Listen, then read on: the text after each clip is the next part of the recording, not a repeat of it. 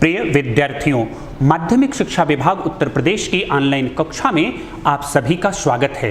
मैं डॉक्टर लालजी यादव प्रयागराज के प्रतिष्ठित कर्नलगंज इंटर कॉलेज में रसायन विज्ञान पढ़ाता हूं। बच्चों, आज आपको कक्षा 12 रसायन विज्ञान के अध्याय 3, जिसका नाम वैद्युत रसायन है, का डिस्कशन होगा। इस अध्याय का 3 व्याख्यान हम देख चुके हैं। आज इस अध्याय का चौथा व्याख्यान है। इस चौथे व्याख्यान में हमारे चर्चा के बिंदु हैं चालकत्व तथा चालकता, प्रतिरोध तथा प्रतिरोधकता, तुल्यांकी चालकता तथा मोलर चालकता और मोलर चालकता पर तनुता का प्रभाव। हम इन बिंदुओं पर चर्चा वैद्युत अपघटनी चालक के संदर्भ में करेंगे। हम वैद्युत अपघटनी चालक को समझें, इसके पहले हमें सीखना होगा विद्यार्थियों कि वैद्युत अपघट्य क्या होते हैं।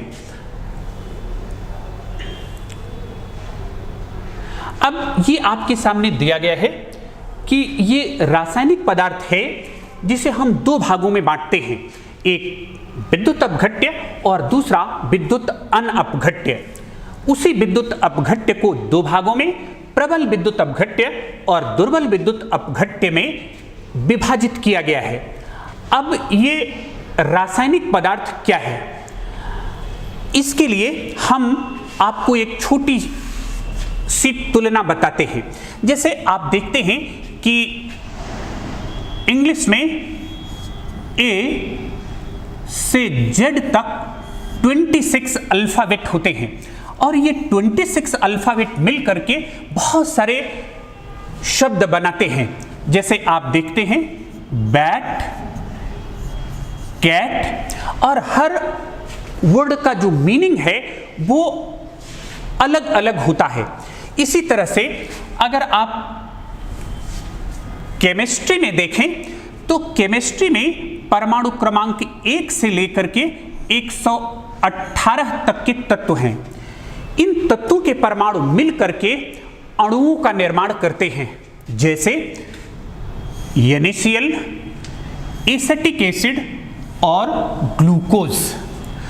तो sodium chloride, acetic acid, glucose, इन सब के लिए एक नाम देना चाहें तो ये रासायनिक पदार्थ हैं। अब आप कहते हैं कि जब ये सारे रासायनिक पदार्थ हैं तो उनमें से कोई विद्युत अपघट्य और कोई विद्युत अनअपघट्य कैसे हो जाता है। उसका उत्तर है विद्यार्थियों कि विद्युत अपघट्य ऐसे पदार्थ हैं जो जलीय विलयन या गलित अवस्था में आयनित हो जाते हैं। जैसे आप देखें, ये एक कंटेनर ले लें और इसमें ये वाटर ले लें, और अगर आप इसमें NaCl मिला दें तो विलयन में जो NaCl है ये आयनित होकर के Na+ और Cl-, ये आपका कंटेनर है, इसमें हमने NaCl मिला दिया। इस कंटेनर में जल है, तो जैसे ही आप NaCl मिलाते हैं ये विलयन में जा करके अपने आयनों में वियोजित हो जाता है। तो जो पदार्थ विलयन में आयनित हो जाता है उसे विद्युत अपघट्य कहते हैं। अब कहते हैं कि क्यों सोडियम क्लोराइड प्रबल विद्युत अपघट्य है और एसिटिक एसिड दुर्बल विद्युत अपघट्य है। जो विद्युत अपघट्य विलयन में पूर्ण रूप से आयनित हो जाए, जैसे NaCl, वो प्रबल विद्युत अपघट्य होता है। जो विद्युत अपघट्य विलयन में पूर्ण रूप से आयनित ना हो वो दुर्बल विद्युत अपघट्य होता है। यहां आपके पास ये ग्लूकोज है, अगर आप इसका जलीय विलयन ले लें तो ये आयनित नहीं होता। तो ऐसे रासायनिक पदार्थ जो आयनित नहीं होते हैं उन्हें हम विद्युत अनअपघट्य कहते हैं। अब कहते हैं कि विद्युत अपघटनी चालक से क्या अभिप्राय है। जैसे यहां आपको एक विद्युत अपघटनी सेल का फिगर दिखाया गया है। यहां हम विद्युत अपघट्य का जलीय विलयन ले लें और उसमें 2 इलेक्ट्रोड लगा दें और इलेक्ट्रोडों का संबंध ये बैटरी जो विद्युत ऊर्जा का स्रोत है किया गया है, ये एनोड है और ये कैथोड है। तो कहते हैं कि विलयन के अंदर अगर आप देखें तो जब हम यहां से धारा प्रवाहित करते हैं तो विलयन के अंदर जो धारा का प्रवाह है वो आयनों के द्वारा होता है और यहां जो इलेक्ट्रोड है यहां धारा इलेक्ट्रॉनों के द्वारा बहती है। तो इसी आधार पर ये जो आपका चालक है वो 2 तरह का होता है। चालक किसे कहते हैं? जिससे हो करके धारा प्रवाहित हो जाए। और धारा का प्रवाह आपने सीखा कि 2 तरह से होता है। पहला किससे? इलेक्ट्रॉनों के द्वारा और दूसरा किससे? आयनों के द्वारा। अब चालक 2 तरह के हो गए। पहला है धात्विक चालक और दूसरा है विद्युत अपघटनी चालक। ये आपका लिखा गया है कॉपर, सिल्वर, एल्युमिनियम, ये धात्विक चालक हैं और इनमें धारा का प्रवाह इलेक्ट्रॉनों के द्वारा होता है। ये वैद्युत अपघटनी चालक हैं। इसको आपको स्पष्ट किया गया इसी फिगर के माध्यम से कि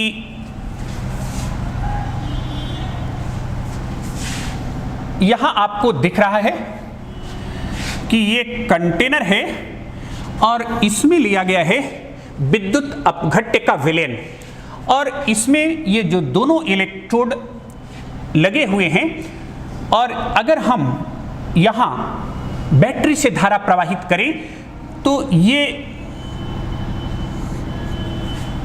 यहां इलेक्ट्रोडों के बीच जो है धारा का प्रवाह आयनों के द्वारा होता है। अर्थात यहां धारा जो है वो जो विद्युत अपघट्य आयन देता है उसके द्वारा प्रवाहित होती है। अगर आप इसको ऐसे कह सकते हैं कि विद्युत अपघट्यों के जलीय विलयन वैद्युत का प्रवाह करते हैं, इन्हें ही वैद्युत अपघटनी चालक कहते हैं।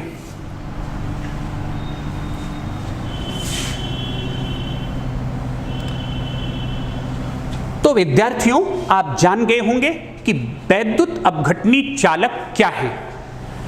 अब हमें सीखना है कि वैद्युत अपघटनी विलयनों का प्रतिरोध क्या होता है। आप अपने भौतिकी में इन सब को पढ़ चुके हैं, लेकिन वो संदर्भ आपने धात्विक चालक के संदर्भ में पढ़ा है। यहां वही संदर्भ हम वैद्युत अपघटनी चालक के संदर्भ में पढ़ेंगे, जहां धारा का प्रवाह आयनों के द्वारा होता है। तो अगर आप प्रतिरोध की डेफिनेशन देखें तो कहते हैं कि किसी विद्युत अपघट्य में विद्युत धारा प्रवाहित करने पर विलयन द्वारा धारा के प्रवाह में उत्पन्न किया गया अवरोध उस विलयन का प्रतिरोध कहलाता है और इसे R से प्रदर्शित करते हैं। और ये R जो है ये डायरेक्टली प्रोपोर्शनल होता है L के और इनवर्सली प्रोपोर्शनल होता है A के। तो L जो है वो चालक की लंबाई है और A जो है चालक का अनुप्रस्थ परिच्छेद क्षेत्रफल है।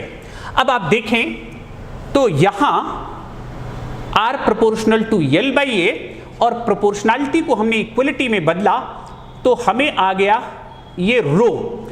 रो को कहते हैं विशिष्ट प्रतिरोध। ये जो R है जिसे हम प्रतिरोध कह रहे थे, इसका मात्रक आप जानते हैं कि इसका मात्रक ओम होता है और इसे हम ओमेगा से प्रदर्शित करते हैं।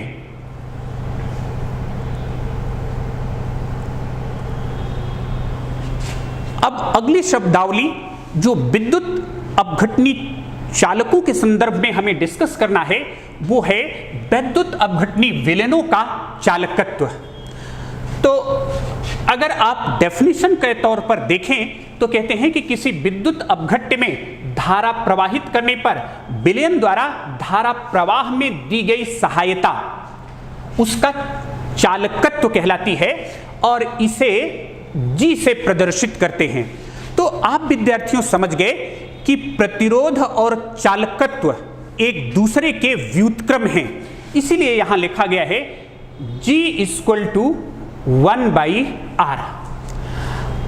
अगर मात्रक की बात करें तो अभी आपने देखा कि R का मात्रक ओम है, तो जो चालकत्व का मात्रक है वो है ओम इनवर्स या मो, और इसका SI मात्रक जो है वो साइमन है, और इसे यस से प्रदर्शित करते हैं। तो ये दो चीजों का आपके सामने विद्यार्थियों डिस्कशन हुआ, एक तो प्रतिरोध का और दूसरा चालकत्व का। और आप ये भली भांति जान गए कि प्रतिरोध और चालकत्व एक दूसरे के व्युत्क्रम होते हैं।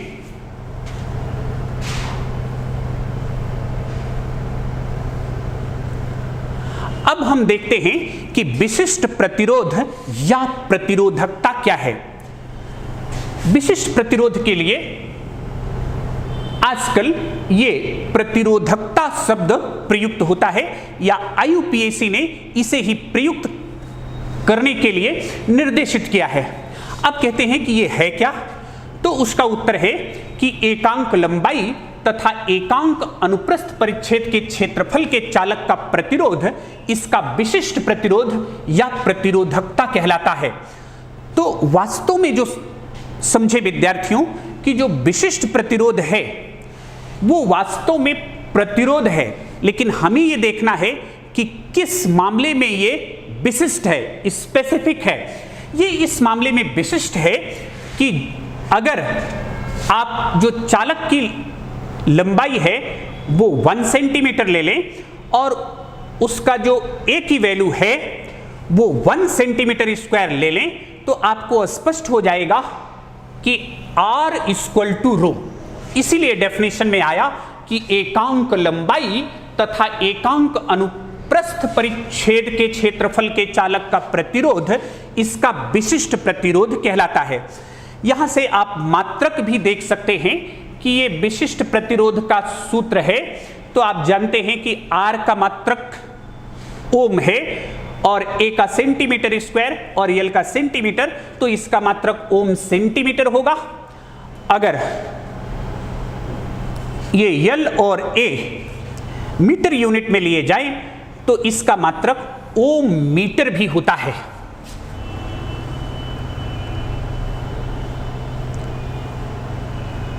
अब अगला जो हमें डिस्कस करना है वो है विशिष्ट चालकत्व या चालकता। तो ये आपके सामने अभी डिस्कस हुआ, जिसे आप कह रहे थे प्रतिरोधकता। इसका नोटेशन क्या है विद्यार्थियों? इसका नोटेशन है रो। तो कहते हैं कि प्रतिरोधकता का प्रतिलोम ही विशिष्ट चालकत्व या चालकता कहलाता है, और इसे प्रदर्शित करते हैं कप्पा से। तो आपको स्पष्ट हो गया बच्चों कि ये कप्पा इक्वल टू किसके हो जाएगा? कप्पा इक्वल टू हो जाएगा 1/रो। अब आप देख रहे थे कि जो रो होता है वो इक्वल होता है R इंटू A/L।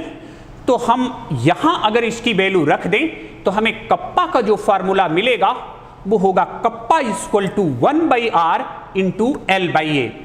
और आप देख रहे थे कि 1/R इक्वल टू किसके है? G के। तो हमारा ये फार्मूला आ जाएगा kappa equal to G into L/A। और G क्या है विद्यार्थियों? G जो है वो चालकत्व है।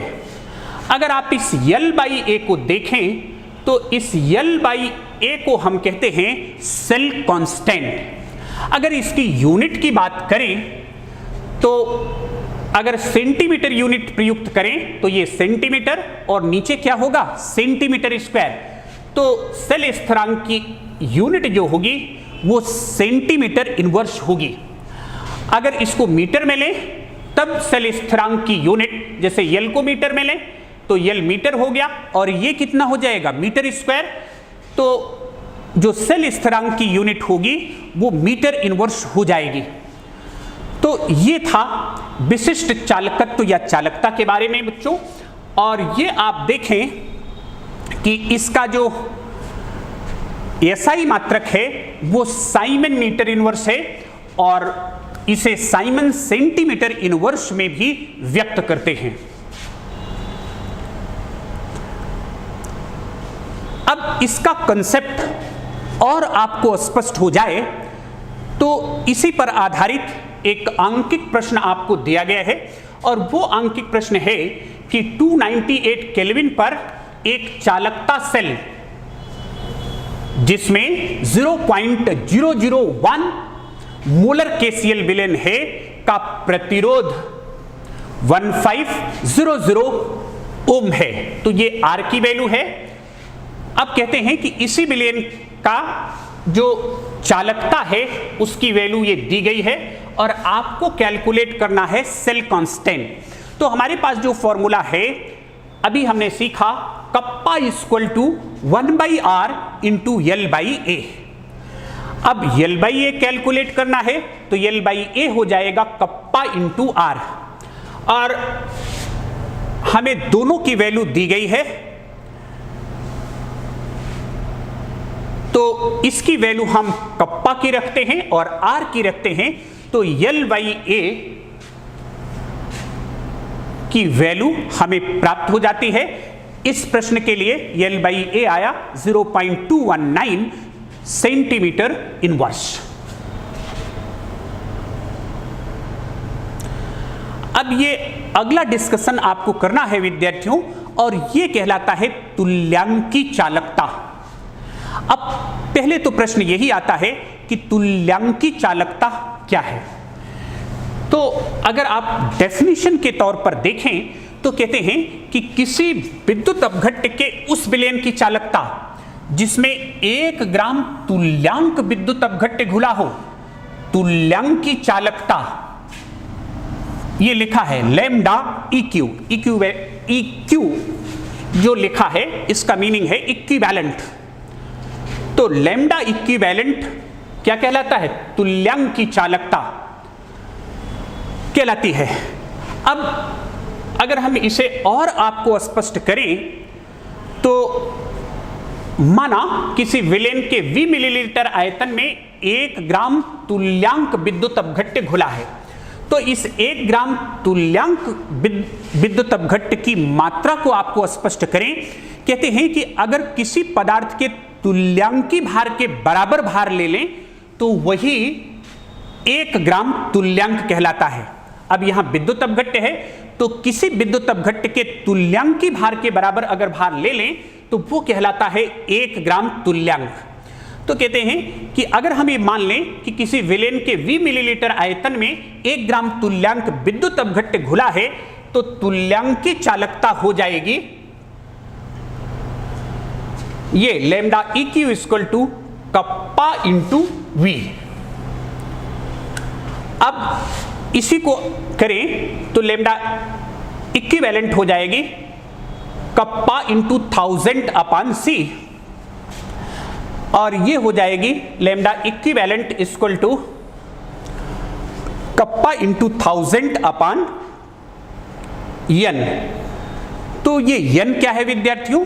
N जो है ये सांद्रता व्यक्त करने की एक इकाई है, इसे नार्मलता कहते हैं। कहते हैं कि अगर 1 लीटर विलेन में किसी विद्युत अपघट्य का या किसी भी पदार्थ का 1 ग्राम तुल्यांक उपस्थित हो तो वही विलेन की नार्मलता कहलाती है। अब ये कहते हैं कि 1 लीटर इक्वल टू 1000 ml होता है।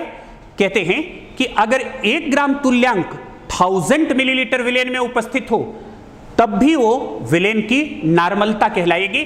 तो यहां जो सांद्रता थी वो सांद्रता वास्तव में क्या है? नार्मलता है। तो इस सूत्र से जो आपके सामने है इससे हम विद्युत अपघट्य के विलेन की तुल्यांकी चालकता निकाल सकते हैं। अब अगर तुल्यांकी चालकता के मात्रक की बात करें तो इसका मात्रक है विद्यार्थियों ओम इनवर्स सेंटीमीटर स्क्वायर ग्राम तुल्यांक इनवर्स। अगला जो डिस्कशन आपके सामने करना है वो है मोलर चालकता।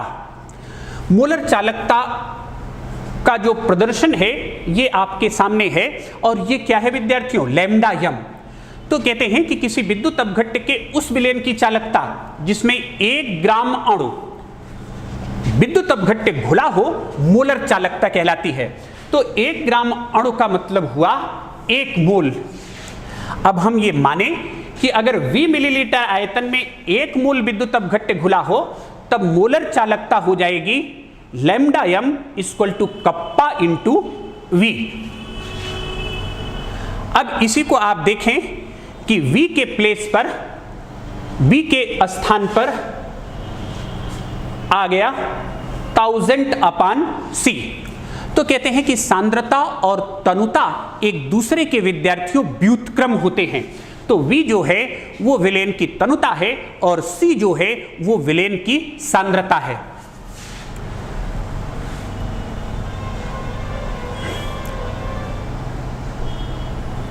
तो हमारे पास जो मोलर चालकता का सूत्र आया lambda m equal to kappa into 1000/m। इस सूत्र से आप विद्युत अपघट्य के विलयन की मोलर चालकता की गणना कर सकते हैं। इसका मात्रक ohm inverse centimetre square mole inverse होता है। अब ये आता कैसे है विद्यार्थियों, इसे मैं आपको स्पष्ट कर दूं।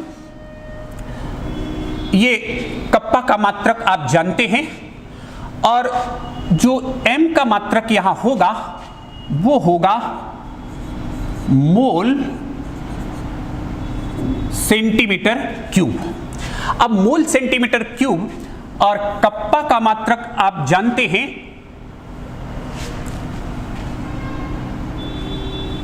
ये मोल सेंटीमीटर -3 होगा, क्योंकि इसे आप और स्पष्टता से सीख लें।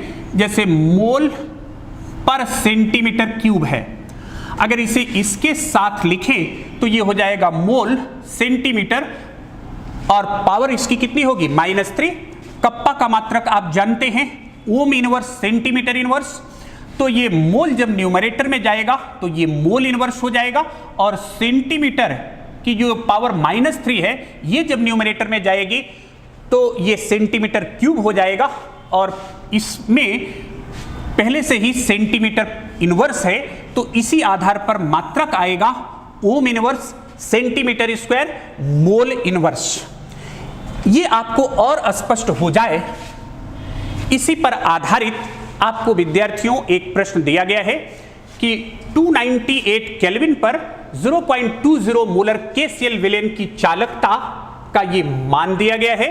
आपको इसकी मोलर चालकता का परिकलन करना है। तो मोलर चालकता के परिकलन का आप देखते हैं कि ये मोलर चालकता का सूत्र है। इसमें आपको कप्पा की वैल्यू दी गई है और यम ये आपको दिया गया है 0.20 यम KCl। इसका मतलब KCl विलयन की सांद्रता मोलरता इकाई में कितनी है 0.20। तो हमने यम की वैल्यू रख दिया तो इससे हमें लैम्डा m जो मोलर चालकता है उसकी वैल्यू आ गई।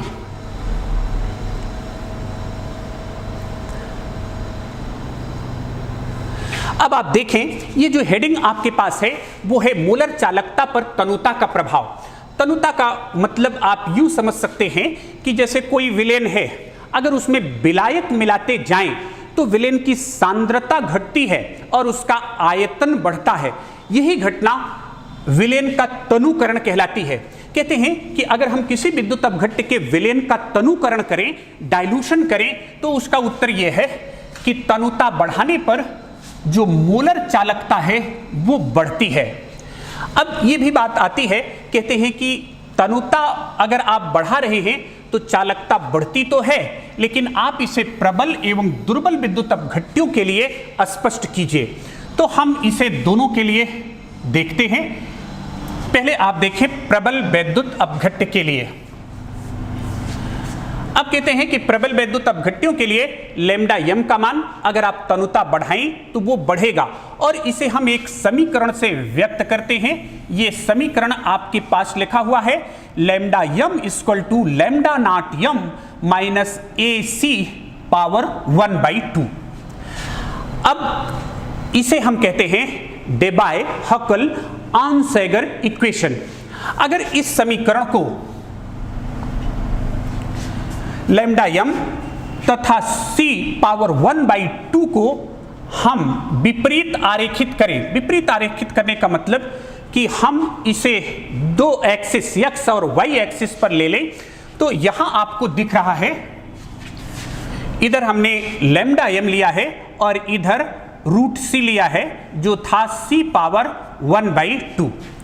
तो ये जो है ये स्ट्रॉन्ग इलेक्ट्रोलाइट के लिए लाइन है और जो वीक इलेक्ट्रोलाइट के लिए है ये लाइन आपके सामने आ रही है।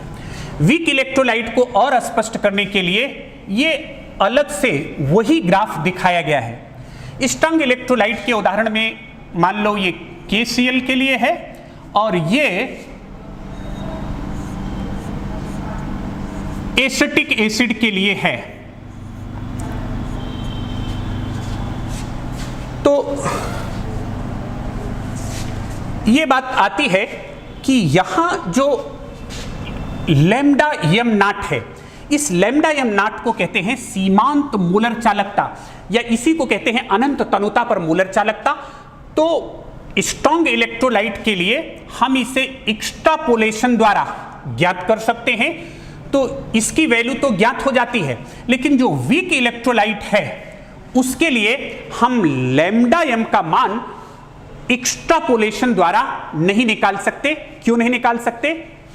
क्योंकि स्ट्रॉन्ग इलेक्ट्रोलाइट में जो लैम्डा m और रूट c में जो लाइन प्राप्त होती है वो स्ट्रेट लाइन है लगभग, लेकिन यहां इस तरह की लाइन नहीं है, इसलिए हम एक्सट्रापोलेशन द्वारा जो लैम्डा नॉट m है या सीमांत मूलर चालकता है वो दुर्बल विद्युत अपघट्टियों के लिए ज्ञात नहीं कर सकते।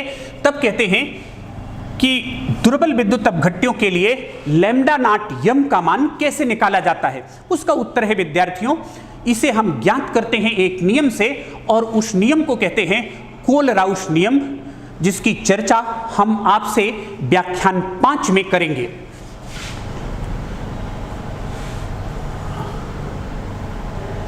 यहां जो A आपके पास आया था, ये एक स्थिरांक है और इसका मान निर्भर करता है वैद्युत अपघट्य के प्रकार पर। और प्रबल विद्युत अपघट्यों के लिए आपने देखा था कि जो अंतःखंड है उससे हम सीमांत मूलर चालकता और जो उसका ढाल है उससे हम A की वैल्यू को कैलकुलेट करते हैं। और दुर्बल विद्युत अपघट्यों के लिए आपको बताया गया कि दुर्बल विद्युत अपघट्यों का पूर्ण आयन नहीं होता, तो अनंत तनुता पर मोलर चालकता भी हम नहीं ज्ञात कर सकते। इनका ये निकालते हैं अल्फा का मान, और अल्फा का मान कैसे निकालता है? Alpha equal to lambda m upon lambda naught m। Lambda m जो है C सांद्रता पर मोलर चालकता है और लैम्डा m नॉट जो है वो अनंत तनुता पर मोलर चालकता है। और दुर्बल विद्युत अपघट्यों के लिए ये वियोजन स्थिरांक का समीकरण है K equal to C alpha square upon 1 minus alpha, जिसे हम ओस्टवाल्ड के तनुता नियम सूत्र से बहुत स्पष्टता से समझते हैं।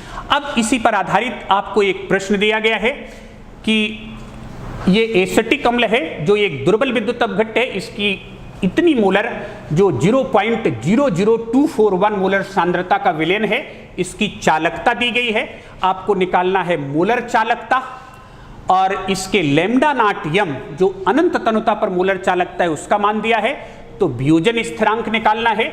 इसमें विद्यार्थियों ये दो सूत्र प्रयुक्त होंगे, मोलर चालकता के लिए ये और वियोजन स्थिरांक के लिए ये सूत्र प्रयुक्त होगा। आप आगे अगर देखें तो हम इन्हीं सूत्रों में सिंपली मान रख देते हैं, तो हमको लैम्डा m का मान आ गया। हमें k का मान निकालना है तो पहले अल्फा का मान निकालते हैं और अल्फा का मान निकालेंगे तो फिर इस फार्मूले में रख करके k का मान आ जाएगा। इसी पर आधारित कुछ असाइनमेंट विद्यार्थियों आपको दिए गए हैं। पहला असाइनमेंट है, किसी वैद्युत अपघट्य के विलयन की चालकता एवं मोलर चालकता की परिभाषा दीजिए, सांद्रता के साथ इसके परिवर्तन की विवेचना कीजिए। अभी हम इसको स्पष्ट आपको कर रहे थे। दूसरा सवाल है कि दुर्बल तथा प्रबल विद्युत अपघट्य किसे कहते हैं, उनके विलयन की मोलर चालकता पर तनुता का क्या प्रभाव होता है। ये तीसरा प्रश्न आपके पास है कि प्रबल विद्युत अपघट्टों की चालकता तनुता पर थोड़ी बढ़ती है, तनुता पर घटती है, तनुता के साथ कोई परिवर्तन नहीं होता, विद्युत अपघट्ट के घनत्व पर निर्भर करती है। तो इसका उत्तर क्या होगा विद्यार्थियों? इसका उत्तर होगा कि तनुता पर थोड़ी बढ़ती है, जिसे हमने आपको अभी व्याख्यान में स्पष्ट किया। आज के व्याख्यान में इतना ही। अगले व्याख्यान में इसी अध्याय के और तथ्यों की विद्यार्थियों आपसे चर्चा करेंगे। बहुत बहुत धन्यवाद।